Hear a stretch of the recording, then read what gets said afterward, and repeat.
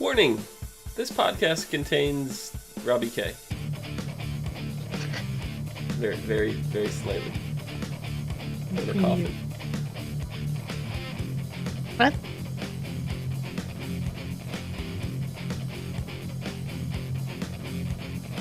What's up, everyone, and welcome back to the As Seen on TV podcast for Sleepy Hollow, Season 4, Episode 10, Insatiable. I'm your host, Dom. With me is Kim. Huh. How's it going? Good. Yeah, no, we had... I thought we were going to get a little more out of Robbie K. We didn't have him at all last episode. This episode, he was lying in the coffin at the end as, like, one of the four horsemen that they're regrouping up. He was in the coffin. I was like, that's not what I was expecting. I'm really excited to have him back, and he's not done anything yet, other than that one episode. So, yeah. But anyway, we have the Horsemen coming back, right? It seems like Malcolm is putting the band back together, so to speak. We have Robbie K, aka Lucas, embodying Pestilence. And then Malcolm's head lady, Helen, who we saw last episode, I think it was, get sucked into the abyss by Job. That was this episode. Was that this episode? I thought that was last episode. This episode. Oh. Yeah, maybe it was. You're right. It's the beginning of this. You're right. I thought it was the end of last episode. Wait a minute. Yeah. And she gets sucked into whatever. She ends up like having insatiable hunger this episode. And so she's turned into famine. And then we have the Dark Rider himself, the Headless Horseman, who will continue to be the embodiment of death. And that leaves us with war. So we do have an upcoming episode called Way of the Gun. So more than likely that's where we will find out more about war. But yeah, I don't know. Would you excited that the actual four horsemen are going to be reintroduced to the show? I'm wondering where they're gonna go with that. Having the four horsemen of the apocalypse. Yeah, I have absolutely no idea, but I'm very very excited to see where they go. That's a big thing. That's considering. I felt like okay, so Malcolm's the big bad, and we didn't know where he was going. Mm-hmm. I'm like, okay, so what are you gonna do? What is this? How are you gonna bring about change or whatever? You think you're like this whole like changing the world, whatever the hell he's planning on doing. It's like, so I'm like, how are you gonna do this? How is this working? And I was worried that it was gonna fall flat. Yeah, I was worried that I was like, okay, we're piddling. What's gonna happen? Yeah. So. Well, because it's also been like these last couple episodes. It's like, oh yeah, this is Dreyfus, Malcolm He's done all this, and I'm like, we haven't actually seen him do any of it. You know, like the werewolf or whatever from whatever. What was it? No, was it a werewolf? Yeah, whatever. Werewolf from Plymouth Rock, and you thought it was, yeah. Then we had the viral video, and we had a couple other things, and they're just like, nope, it's Dreyfus, and I'm like, you don't. Well, the viral video thing was Dreyfus. Yeah, no, it was, but it was like, you don't know that. And then even this episode, I mean, this episode, it's Job doing it, right? So is he doing it because Dreyfus wants him to do it, or does Job have his own agenda? There's that too. We don't know for sure. It's leaning in the way that it's Malcolm, because with the whole four horsemen thing at the end. So it seems like it's kind of been his idea, but I'm curious if Job is doing anything on his own. If he's acting on his own at all.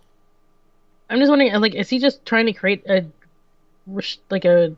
distraction to them? Is that the deal here? Because I keep thinking I'm more like obviously the Hunter Gurker demon, which is what we figured out what was going on.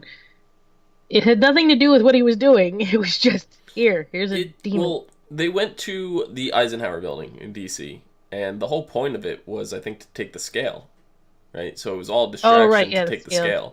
A good point, yeah. The scale of justice. Forgot about that.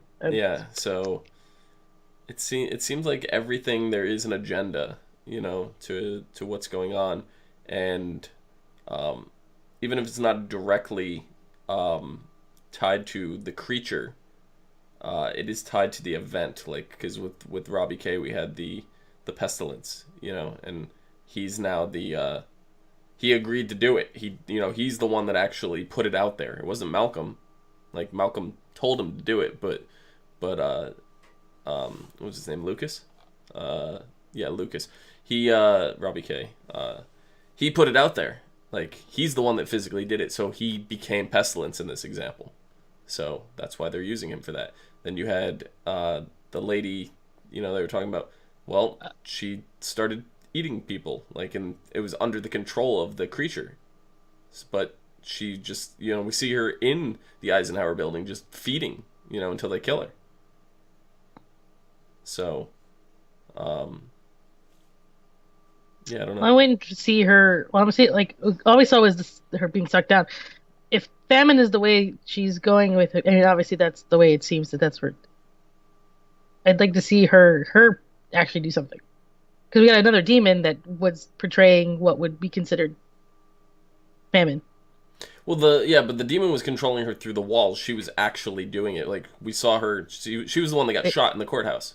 What are you talking about? Me? What? I think you're mixing up people. No. No? Yes. She was not the one that was in the courthouse eating the body, and they shot her. No. And who the hell was that? That was the lady, the secretary, whatever, that sat down with Diana in the beginning when she was all Nancy? trying to go after Dreyfus. Yeah. Oh. Huh. You are all just messed up right now. I could have sworn it was the girl that got sucked into the basement. Nope. Huh. To be fair, she didn't look like herself. You gotta give me that. Gotta give me that. Yeah. I don't know, but apparently she had something to do with it, because they called her Famine, so she had something to do with whatever this was. That's why I assumed that she was the one responsible for it. No, I think she just. I would think that Famine probably would be controlled something like a hunger demon. Being that it's kind of the same process, which I like the whole fact that they brought in the Donner Party. Yeah. This whole more history stuff just being dragged around. It's all I love this. Yeah, #alternate facts. Yeah. Because we don't get enough of that in our daily life. Brian in chat says, will resurrecting the Horsemen bring Moloch back? My answer to that is I certainly hope not. I was wondering that. Yeah, I hope not too, because I think we had enough of him. But I wondered that too. That was the first thing that I thought. I'm like, oh, will that bring Moloch back? Didn't they mention Moloch this episode, or am I just daydreaming that? I thought they said something about a Moloch demon or something. Either that, or it was just me injecting it myself that may have. I know you've been injecting all kinds of shit, son. No, I have been injecting. I mistook somebody from somebody else. That's not injecting. Part of the beginning of this episode was the last episode. Well, yeah, that's confusing. That's not injecting, but no, I could have sworn he said something about a Moloch demon or something like that. But I was definitely thinking of Moloch this episode, so that's why I don't know if maybe my brain just kind of interjected that into the episode. But I was definitely thinking of Moloch this episode, and I was really hoping it doesn't happen. Yeah, and that in chat is also saying Malcolm's CFO, CEO is Helen. Is Famine. So okay, yeah. That was my bad. Totally mistook Nancy for Helen and vice versa, I guess. But yeah, we did have the Chinese puzzle box this episode too, with the unnamed demon. We didn't really find out what this demon was. It was kind of controlling people's hunger. Right, they just kind of like a hunger demon, maybe. I guess I think they refer to it. It's a hunger demon. Because what the concept of a hunger demon is that they. I mean, in any other thought processes, is that what a demon does is feed off of the sins and gluttony. It's gluttony Mm-hmm. from other people. So basically, it's pushing them to be gluttonous Mm-hmm. and then feeding off of that then action. Right. Yep. Yeah, and then like we get a little bit of throwback because we find out that Ichabod's British superior officer ends up with the exact box that we see Job using in this episode, the Chinese puzzle box. And then in turn, they find out through journals and stuff like that that the guy gave it to his son, who ended up leading the Donner Party, as you had mentioned. And then we find out that the Donner survivors sealed the demon in a cave, and the cave was lined with gold. And then we that's how we discovered the Hunger Demon's weakness is gold. Really, really, really cannot stress enough how much I enjoyed them tying it to the gold rush. Like, out Yes, of that was the other. nowhere. I was like, that's amazing! Like, that was so good. So good. I love when they like, Gold Rush, you think about it, it's like, that's so weird. Everybody just decided to go pan for gold, and I mean, there was reason, like, there was, a lot of it in there, so why not? Gold's worth a lot, but still, like, tying an event like that to a supernatural event here like this is just absolutely fantastic. So, they go to the junkyard, and Jenny starts telling them that the cars are filled with fragments of gold and stuff like that. And then we see Ichabod has like gold tipped arrows and stuff that like crossbow bolts, whatever he's shooting at the demon, and then they pin the demon in place in the circle of cars and crush it like a car, gets crushed in the compactor, and then they inject it with what I think was just liquid gold, like, Yeah, it was nitrogen that they'd used to melt down the. They put the gold in it and it melted into it. yeah. So the demon just kind of explodes, and I was like, okay then, interesting. We're just gonna go with Malcolm's plan of just unleashing random demons and defeating them, and they don't have any idea what the hell's going on, and yeah. But then Ichabod somehow puts it all together, like, out of nowhere, and it's just like, well, this guy let on a pestilence plague, and then you have um not Nancy, Helen. Helen is famine, and maybe because she was the first one sacrificed to the demon, maybe that's why she became famine. I don't know. Because when she got pulled into the cellar, maybe it's because she was the very first victim. Well, no, because remember because it was her traits. It is her personality traits. She hungered Mm. for power, thus hunger, gluttony. She fit phantom. Apparently, I can't say words. Mm. Yeah. Oh, and then Brian in chat saying it's Logan, not Lucas. Is that true? I thought it was Lucas. I could have sworn.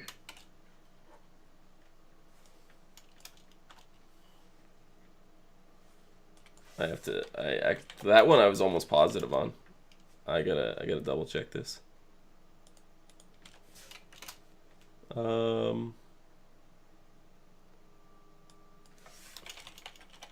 Robbie K. I could just search Robbie K. And that should tell me.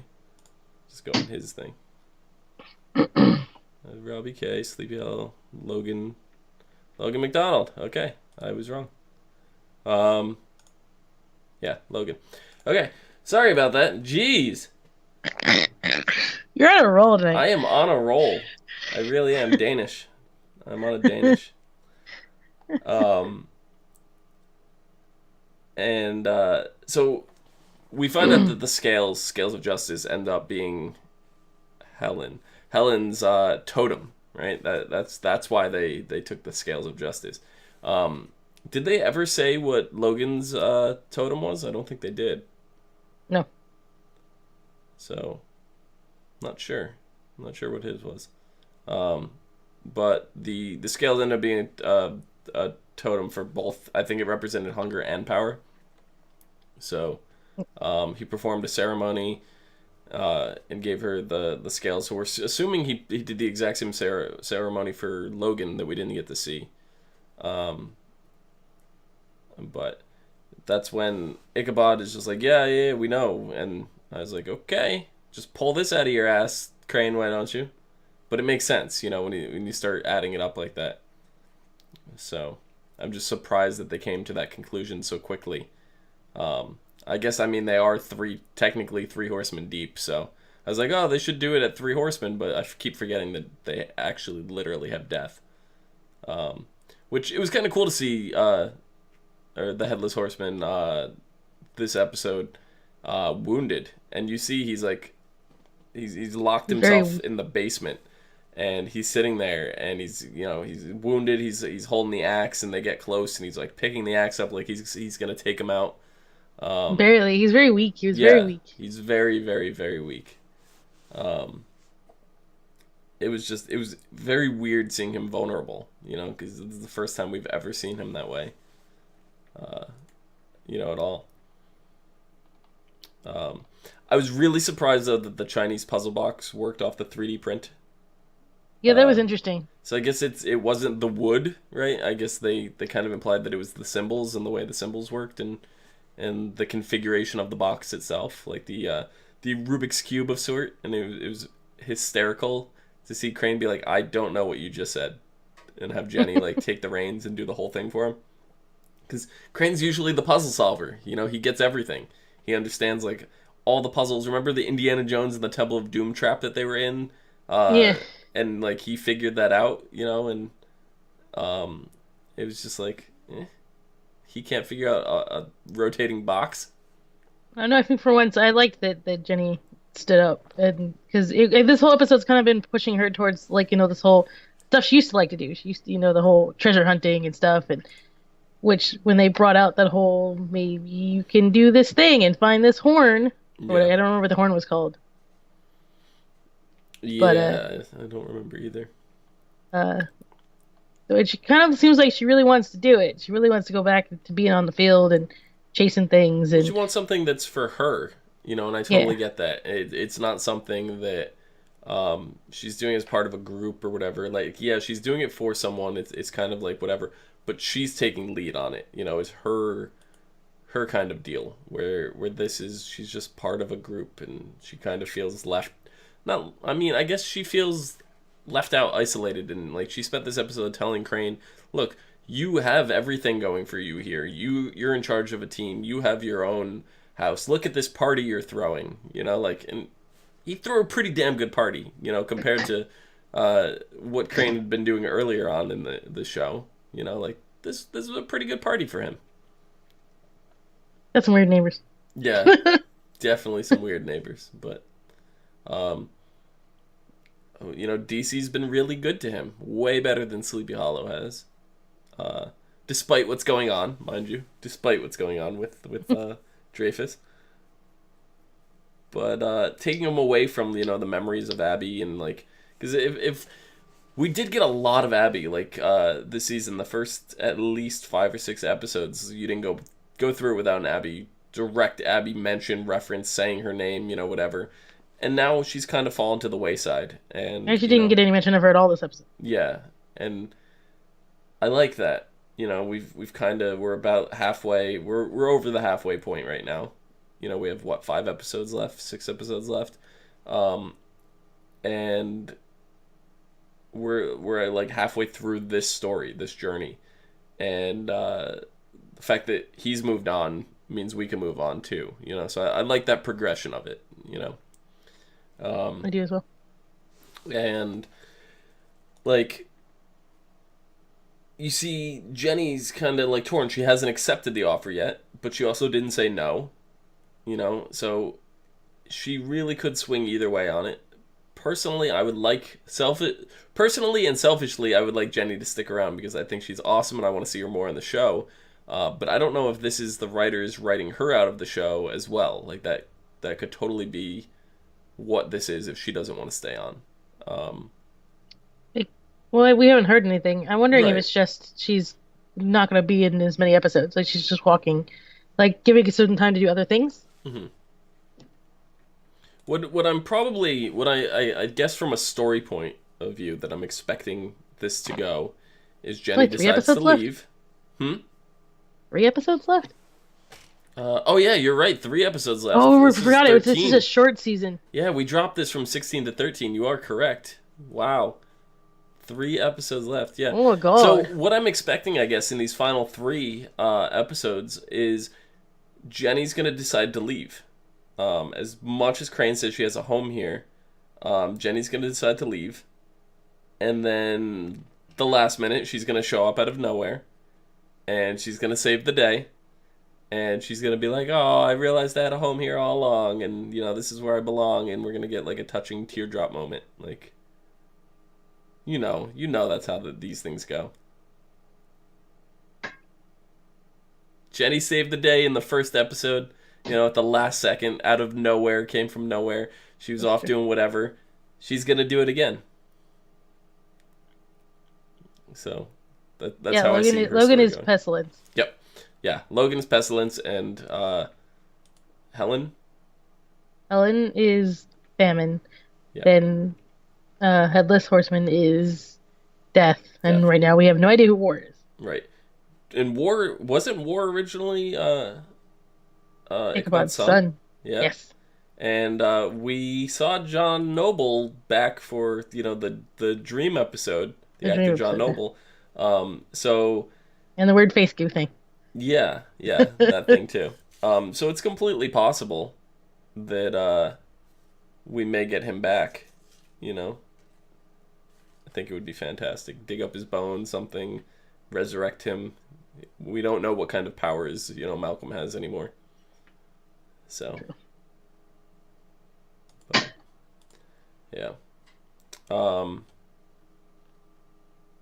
I don't know. I guess really the only other thing to talk about here was Jake and Alex. Alex is getting super jealous, Oh yeah, oh my goodness. right? I was waiting for Jenny to say something. She didn't. Because you could tell she knew. She got it. She Oh, figured Jenny it out. totally got it. She gave her a beer. She gave Yeah. Alex a beer at the party. Like, yeah, you need this. And Alex was like, thank you. You know? But it's just like But Jake's doing nothing but nonstop talking about her. It's just it like, is so obvious. Jake is like just oh my goodness. Just oh it's well, obvious that Alex is jealous.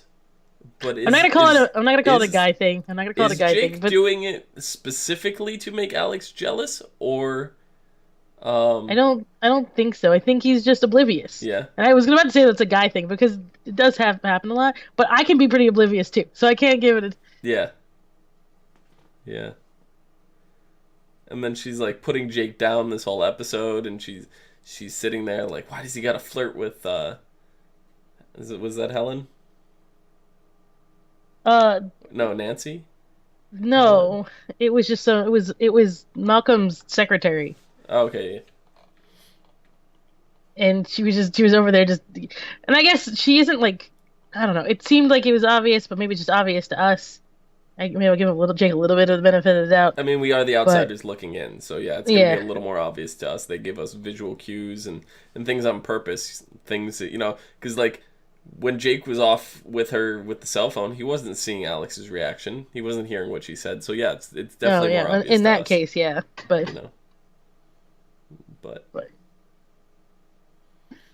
yeah, all in all, I think this was a great episode. I wish we had more than Robbie K lying in a box. I really, really, really want to see more of him, and I'm hoping he becomes an actual horseman and doesn't get like transformed into like what the headless horseman looks like some style of that. I hope Robbie K gets to remain like as Robbie K, because like I said, this actor is just fantastic. didn't they all transform before? I don't know. I don't know. Because Like, I remember War having a transformation. In like it was a while ago. yeah, it was back in season 2, so that was quite a bit ago. I don't remember. I don't know. But we don't know exactly how this is going to work with Malcolm and his powers and what he's doing. So And that does say in chat that John Noble is coming back. So that makes me really, really, really, really happy. But yeah. You have anything else that you want to talk about for this episode? Not that I can think of. No? Nope. Nope. Just that Alex is completely oblivious, and that's okay. I mean, not Jake. Alex. Jake's completely. Jake. She's not like. She's not coming out with it either. She's just kind of being all like. Yeah. Anyway, next episode is called War of the Gun, or The Way of the Gun. When a mysterious woman finds her way into the vault, the team struggles to understand who she is and with whom her allegiances lie. Meanwhile, Alex must come to terms with her complicated feelings when she finds herself in a tight spot. Can Team Witness handle what might be revealed? So, no mention of any guest stars, anything like that. So, Job. I'm hoping John Noble's in it. We didn't get any Molly this episode at all. Like, she was very noticeably absent for me, at least. Like, after spending so much time with her the last couple episodes, just having her completely like gone, I was just like, yeah, I don't know. So, hoping for more Molly next week. But I think that about wraps it up. Kim, where can the people find you? On Twitter is at HUFFITY, You can find me down below at Phenomenon, PHENOMEDOM. And you can find us all on Facebook, Gmail, G+, Twitter, MySpace, and right here on YouTube at /ASOTV Podcast for some more podcasts for some of your favorite TV shows, games, and movies. Till next time, thank you guys so much for joining us. Bye-bye.